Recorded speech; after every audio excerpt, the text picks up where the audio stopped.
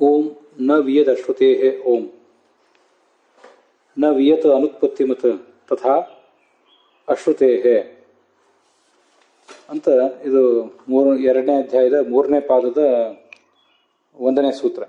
ಅಲ್ಲಿ ವೇದ ಅಧಿಕರಣ ಅಂತ ಈಗ ಪ್ರಾರಂಭ ಕಾಣ್ತದೆ. ಆಕಾಶವು ಉತ್ಪತ್ತಿ ರಹಿತ ಅಲ್ಲ, ಅದೊಂದು ಮಾತ್ರ ಅಲ್ಲ. ಭೂತಾಕಾಶ, ಅವ್ಯಾಕೃತಾಕಾಶ, ಪ್ರಕೃತಿ, ಜೀವ, ಕಾಲ, ಮಹತ್ತತ್ವಾದಿಗಳು ಉತ್ಪತ್ತಿ ಇಲ್ಲದ ತತ್ವಗಳು ಅಂತ ಹೇಳಬೇಡಿ. ವಿಯತ್ ಅಂದ್ರೆ ಆಕಾಶ ಅಂತ ಅರ್ಥ. ಆದ್ರೆ ಅದೊಂದನ್ನೇ ಇಲ್ಲಿ ಹೇಳ್ತಾ ಇಲ್ಲ. ಅದು ಎಲ್ಲವನ್ನೂ ಇಲ್ಲಿ ನಾವು ತಿಳ್ಕೊಳ್ಬೇಕು.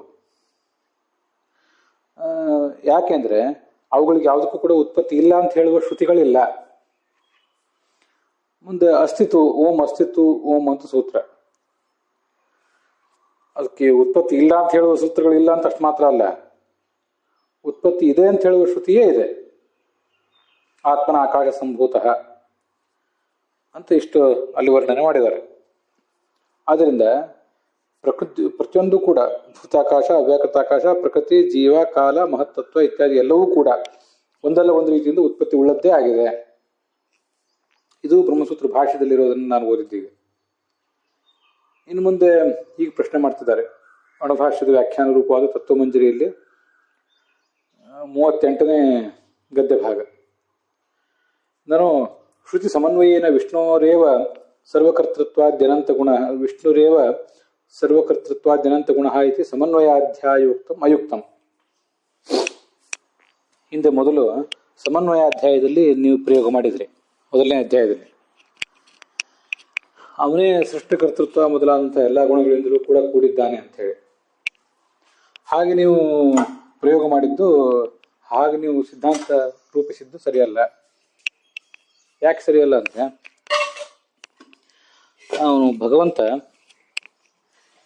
ಈ ಆಕಾಶ ಮೊದಲಾದವುಗಳಿಗೂ ಕೂಡ ಉತ್ಪಾದಕ ಅಂತ ಹೇಳಿದ್ರೆ, ಹಾಗೆ ಅವನು ಆಕಾಶ ಮೊದಲಾದ ಎಲ್ಲದಕ್ಕೂ ಕೂಡ ಉತ್ಪಾದಕ ಆಗಿಲ್ಲ. ಯಾಕೆ ಉತ್ಪಾದಕ ಆಗಿಲ್ಲ ಅಂದ್ರೆ, ಅನಾದಿರ್ವ ಅಯಂ ಆಕಾಶ ವಾಯುರ್ವಾವ ನಿತ್ಯ ಹೀಗೆಲ್ಲ ವೇದವಾಕ್ಯಗಳಿವೆ. ಈ ಆಕಾಶವು ಅನಾದಿಯಾಗಿದೆ, ಮತ್ತೆ ವಾಯುರ್ವಾವ ನಿತ್ಯ, ವಾಯುವು ನಿತ್ಯವಾಗಿದೆ ಅಂತ ಹೀಗೆಲ್ಲ ಇಲ್ಲಿ ವೇದವಾಕ್ಯಗಳು ಕೇಳಿ ಬರ್ತವೆ. ಆದ್ರಿಂದ ಇದೆಲ್ಲವೂ ಕೂಡ ನಿತ್ಯ ಅಂತ ಗೊತ್ತಾಯ್ತು. ನಿತ್ಯೋ ನಿತ್ಯಾನಾಂ ಇತ್ಯಾದಿನ ಆಕಾಶ ವಾಯು ಜೀವ ಅನುತ್ಪತ್ತಿ ಬೋಧಕ ವೇದೇನ ತಥಾ ವಾಯೋ ಅಗ್ನೇರಾಪ ಇತ್ಯಾದಿನ ಅಜ್ಞಾದೇಹೇ ಸ್ವಾತಂತ್ರ್ಯೇಣ ವಾಯುವಾದ್ಯಭಿಮಾನಿ ಚೈತನ್ಯಕರ್ತೃತ್ವ ಬೋಧಕೇನ ವಾಯುವಾದಿ ಜಡೋಪಾದಾನಕತ್ವ ಬೋಧಕೇನ ಚ ವೇದವಾಕ್ಯೇನ ವಿರುದ್ಧತ್ವಾತ್. ವೇದವಾಕ್ಯ, ಈ ಎಲ್ಲ ವೇದವಾಕ್ಯಗಳಿಂದ ನಿಮ್ಮ ಸಿದ್ಧಾಂತ ಅಂತ ಅನ್ನೋದು ವಿರುದ್ಧವಾಗಿದೆ ಅಂತ ಅಲ್ಲಿ ಪ್ರಶ್ನೆ ಮಾಡ್ತಾ ಇದ್ದಾರೆ. ಅವೆಲ್ಲ ಏನ್ ಪ್ರತಿಪಾದನೆ ಮಾಡ್ತೀವಿ ಆ ವೇದವಾಕ್ಯಗಳು ಅಂದ್ರೆ, ಈ ನಿತ್ಯೋ ನಿತ್ಯಾನ ಅಂತ ಎಲ್ಲ ನಿತ್ಯಗಳಲ್ಲೂ ಇದು ನಿತ್ಯ ಅಂತ ಈ ಒಂದು ವೇದವಾಕ್ಯದ ಮೂಲಕ ಈ ಆಕಾಶ ವಾಯು ಜೀವ ಇವೆಲ್ಲದಕ್ಕೂ ಕೂಡ ವಾಯು ಜೀವ ಅನುತ್ಪತ್ತಿ ಬೋಧಕೇನ ಇದೆಲ್ಲದಕ್ಕೂ ಕೂಡ ಉತ್ಪತ್ತಿ ಇಲ್ಲ ಅಂತ ಆ ವೇದವಾಕ್ಯ ಹೇಳ್ತಾ ಇದೆ. ಇದು ಒಂದು. ತಥಾ ವಾಯುರಗ್ನಿ ಅಂತಿದೆ ನೋಡಿ. ಇಲ್ಲಿ ವಾಯುರಗ್ನಿ ಆದ್ಮೇಲೆ ಒಂದು ಫುಲ್ ಸ್ಟಾಪ್ ಇದೆ. ಆ ಫುಲ್ ಸ್ಟಾಪ್ ಬೇಡ ಅಂತ ಕಾಣಿಸ್ತದೆ, ಸರಿ ಇಲ್ಲ ಅದು. ಆಮೇಲೆ ಅಗ್ನೇರಾಪ ಅಂತ ಹೀಗೆಲ್ಲ ವೇದವಾಕ್ಯಗಳಿವೆ. ಅಲ್ಲಿ ಅಗ್ನಿ ಮೊದಲಾದವುಗಳು ಸ್ವತಂತ್ರವಾಗಿ ಕರ್ತೃವಾಗಿದೆ. ಯಾವುದಕ್ಕೆ ನಾನು ಸ್ವಲ್ಪ ಹೇಳಿದೆ, ಅಜ್ಞಾದೇಹೆ ಅಗ್ನಿ ಮೊದಲಾದವುಗಳಿಗೆ ವಾಯು ಮೊದಲಾದ ಅಭಿಮಾನಿ ಚೇತನಗಳು ಕರ್ತೃಗಳಾಗಿವೆ ಅಂತ ಪ್ರತಿಪಾದನೆ ಮಾಡಿದ್ದಾರೆ. ಚೇತನವು ಕರ್ತೃ ಅಲ್ಲಿ, ಸರಿಯಾ? ಹೀಗೆ ವಾಯುವಾದಿಗಳಿಗೆ ಅಭಿಮಾನಿಗಳಾದಂತಹ ಚೇತನರು ಅಲ್ಲಿ ಕರ್ತೃಗಳು. ವಾಯೋ ಅಗ್ನಿ, ವಾಯುವಿನಿಂದ ಅಗ್ನಿ ಹುಟ್ಟಿತು ಅಂತ ಹೀಗೆ ಹೇಳುವಾಗ ವಾಯುವಿನ ಅಭಿಮಾನಿಯಾದಂತಹ ಚೇತನನೇ ಅಲ್ಲಿ ಕರ್ತೃ ಅಂತ ತಿಳಿದು ಬರ್ತದೆ. ಸ್ವತಂತ್ರವಾಗಿ ಅವನೇ ಕರ್ತ ಅಂತ ಇದರಿಂದ ನಮ್ಗೆ ಗೊತ್ತಾಗುವಂತ ವಿಷಯ. ಆದ್ರಿಂದ ಸ್ವಾತಂತ್ರ್ಯೇಣ ವಾಯುವಾದಿ ಜಡೋಪಾದಾನಕತ್ವ ಬೋಧಕೇನ ಚ. ಮತ್ತು ಇನ್ನೊಂದು ಅಲ್ಲೆಲ್ಲ ಮತ್ತೊಂದು ವಿಷಯ ತಿಳಿತಾ ಏನಿದೆ ಅಂದರೆ, ವಾಯು ಮೊದಲಾದ ಜಡಗಳಿಗೂ ಕೂಡ ಜಡವೇ ಉಪಾದಾನವುಳ್ಳದ್ದಾಗಿದೆ. ಉಪಾದಾನಕತ್ವ ಜಡವೇ ಉಪಾದಾನವಾಗಿ ಉಳ್ಳದ್ದಾಗಿದೆ ಇದು ಅಂತ ಹೀಗೂ ಕೂಡ ತಿಳಿದು ಬರ್ತಾ ಇದೆ. ವಾಯುವೆಂಬ ಜಡದಿಂದ ಅಗ್ನಿ ಎಂಬ ಜಡ ಹುಟ್ಟಿದೆ. ಚೇತನ ಉಪಾದಾನ ಕಾರಣ ಆಗೋ ಸಾಧ್ಯ ಇಲ್ಲ, ಜಡವೇ ಉಪಾದಾನ ಕಾರಣ ಆಗಬೇಕು. ವಾಯುವಾದಿ ಜಡ ಉಪಾದಾನಕತ್ವ ಬೋಧಕೇನ ಚ. ವಾಯುವಾದಿಗಳೇ ಉಪಾದಾನವಾಗಿ ಉಳ್ಳದ್ದು ಅಗ್ನಿ, ಅಗ್ನಿಯೇ ಉಪಾದಾನವಾಗಿ ಉಳ್ಳದ್ದು ಅಪ್. ಇದನ್ನು ಬೋಧನೆ ಮಾಡುವಂತಹ ವೇದವಾಕ್ಯ. ಆ ವೇದವಾಕ್ಯದಿಂದ ನಿಮ್ಮ ಸಿದ್ಧಾಂತವು ವಿರುದ್ಧವಾಗಿದೆ. ಇಲ್ಲಿ ಎರಡು ಸಂಗತಿಗಳು.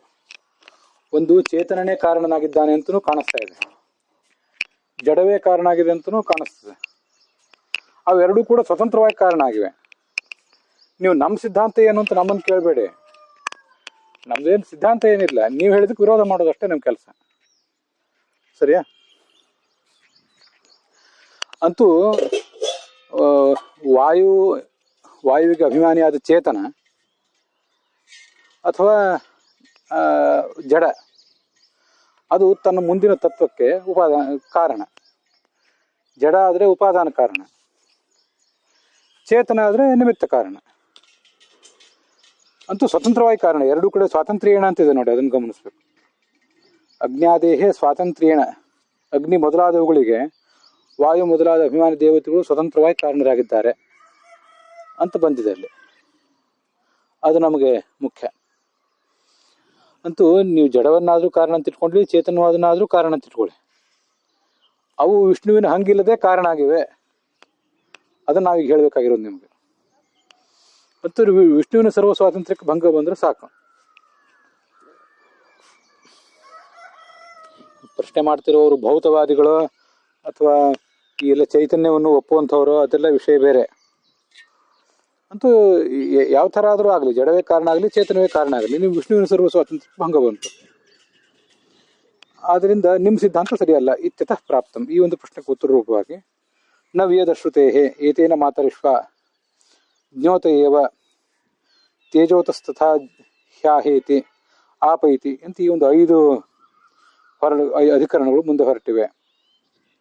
ತೇಷಾಂ ಅರ್ಥಮಾಹ, ಅವೆಲ್ಲದರ ಅರ್ಥವನ್ನು ಇಲ್ಲಿ ಸಂಗ್ರಹಿಸಿ ಆಕಾಶಾದಿ ಸಮಸ್ತಂಚ ತಜ್ಜಂ ಅಂತ ಹೀಗೆ ಪ್ರಯೋಗ ಮಾಡಿದ್ದಾರೆ. ಅಣುಭಾಷ್ಯದಲ್ಲಿ ಆಚಾರ್ಯರು ಅದನ್ನು ಈ ಥರ ವ್ಯಾಖ್ಯಾನ ಮಾಡಿದ್ದಾರೆ. ಆಕಾಶಾದಿ ಸಮಸ್ತಂಚ ತಜ್ಜಂ ತೇನೈವ ಲೀಯತೆ. ಆಕಾಶ ಮೊದಲಾದ ಸಮಸ್ತವೂ ಕೂಡ ಅವನಿಂದಲೇ ಹುಟ್ಟಿರೋದು. ತೇನೈವ ಲೀಯತೆ, ಅವನಿಂದಲೇ ಲಯಕ್ಕೊಳಗಾಗ್ತದೆ ಕೂಡ ಅಂತ ಹೀಗೆ ಅಲ್ಲಿ ಪ್ರತಿಪಾದನೆ ಇದೆ. ಆಚಾರ್ಯರು ಇದನ್ನ ಅಲ್ಲಿ ಸಂಗ್ರಹಿಸಿದ್ದಾರೆ ಅಂತ ಅಭಿಪ್ರಾಯ.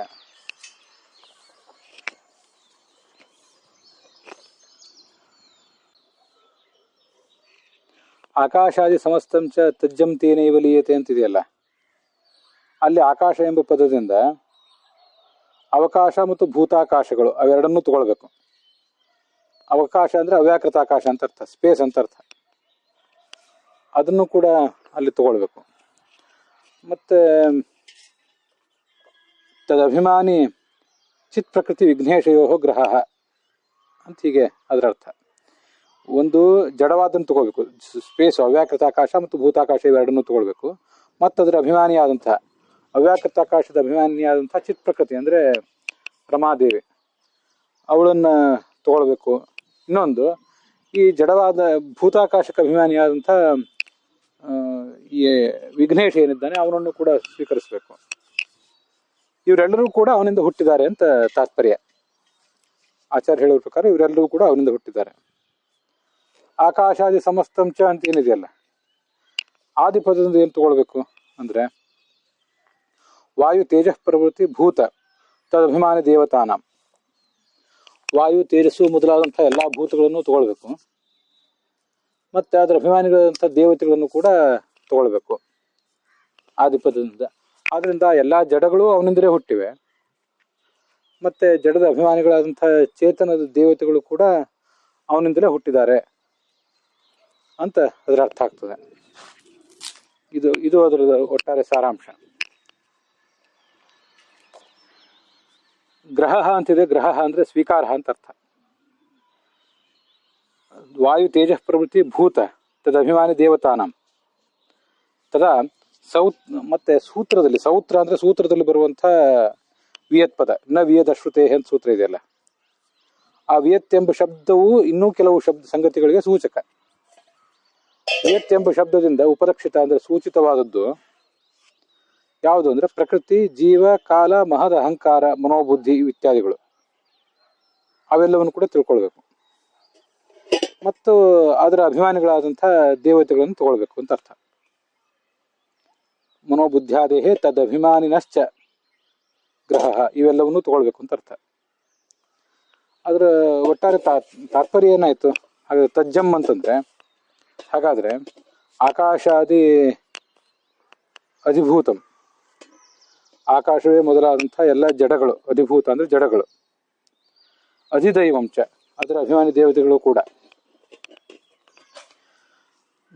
ಸಮಸ್ತಂ ತಜ್ಜಂ ಅವನಿಂದಲೇ ಹುಟ್ಟಿದೆ.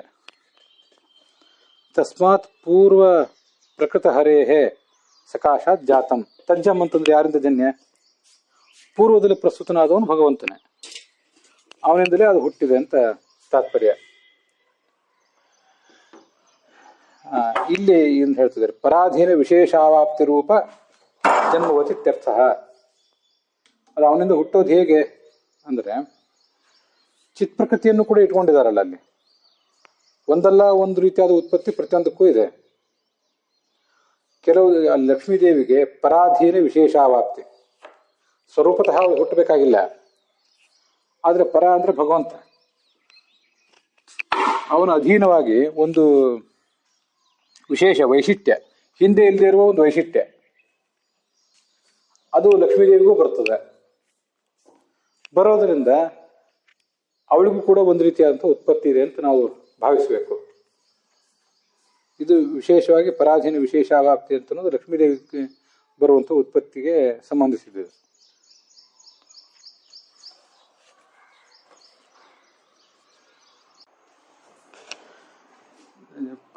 ಪರಮಾತ್ಮನ ನಂತರ ಇರುವಂತಹ ಪರಮಚೇತನಳಾದ ಲಕ್ಷ್ಮೀದೇವಿ ಮತ್ತು ಉಳಿದೆಲ್ಲ ಚೇತನರು, ಹಾಗೇನೆ ಎಲ್ಲ ಜಡಗಳು ಕೂಡ ಪರ ಅಂದರೆ ಭಗವಂತ, ಆ ಭಗವಂತನ ಅಧೀನವಾದಂಥ ಒಂದು ವಿಶೇಷ ವೈಶಿಷ್ಟ್ಯವನ್ನು, ಹಿಂದೆ ಪ್ರಳಯ ಕಾಲದಲ್ಲಿ ಇಲ್ಲದೇ ಇರುವಂಥ ಒಂದು ವೈಶಿಷ್ಟ್ಯವನ್ನು ಅವನಿಂದಾಗಿ ಪಡ್ಕೋತಾರೆ. ಆದ್ದರಿಂದ ಒಂದಲ್ಲ ಒಂದು ರೀತಿಯಾದ ಉತ್ಪತ್ತಿ ಈ ಎಲ್ಲದಕ್ಕೂ ಕೂಡ ಇದೆ. ಚೇತನನಿಗೂ ಇದೆ, ಎಲ್ಲ ಚೇತನರಿಗೂ ಇದೆ, ಲಕ್ಷ್ಮೀದೇವಿಯಿಂದ ಹಿಡಿದು ಎಲ್ಲ ಚೇತನರಿಗೂ ಇದೆ, ಹಾಗೆ ಜಡಗಳಿಗೂ ಕೂಡ ಆ ಥರದ್ದಿದ್ದೇ ಇದೆ. ಆದ್ರಿಂದಲೇ ನಾ ಹಿಂದೆ ಹೇಳಿದ್ದು, ಒಂದಲ್ಲ ಒಂದು ರೀತಿಯಾದ ಉತ್ಪತ್ತಿ, ಒಂದಲ್ಲ ಒಂದು ರೀತಿಯಾದಂಥ ನಾಶ, ಇವೆಲ್ಲವೂ ಕೂಡ ಲಕ್ಷ್ಮೀದೇವಿಯಿಂದ ಹಿಡಿದು ಪ್ರತಿಯೊಂದು ಜೀವಕ್ಕೂ ಇದೆ. ಹಾಗೇನೆ ಜಡವೂ ಇದೆ, ಉತ್ಪತ್ತಿಯೂ ಇದೆ, ನಾಶವೂ ಇದೆ. ಇದು ಚೇತನರಿಗೂ ಇದೆ, ಜಡಕ್ಕಂತೂ ಉತ್ಪತ್ತಿ ನಾಶ ಇದ್ದೇ ಇದೆ, ಅದನ್ನೇನು ಪ್ರತ್ಯೇಕವಾಗಿ ಹೇಳಬೇಕಾಗ್ತಿಲ್ಲ ಅಂತ ಅದರ ತಾತ್ಪರ್ಯ. ಅಲ್ಲಿಗೆ ಈ ಭಾಗ ಸಮಾಪ್ತವಾಗಿತ್ತು.